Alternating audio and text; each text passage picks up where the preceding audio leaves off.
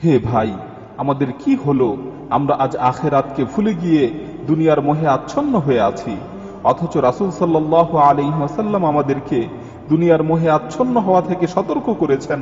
রাসূল সাল্লাল্লাহু আলাইহি ওয়াসাল্লাম বলেছেন, ইন্নাদ দুনিয়া হুলওয়াতুন খাদিরাতুন ওয়া ইন্নাল্লাহা মুস্তাখলিফুকুম ফিহা ফায়ানজুরু কাইফা তা'মালুন। নিশ্চয়ই দুনিয়া হচ্ছে সবুজ শ্যামল ও চাকচিক্যপূর্ণ। আল্লাহ তাআলা তোমাদেরকে এই দুনিয়াতে প্রতিনিধিত্ব দান করেছেন।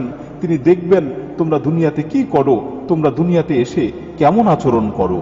অতঃপর রাসূল সাল্লাল্লাহু আলাইহি ওয়াসাল্লাম বলেছেন, ফাত্তাকুদ দুনিয়া, তোমরা দুনিয়ার ব্যাপারে সতর্ক থাকো, তোমরা দুনিয়ার ব্যাপারে সাবধান থাকো।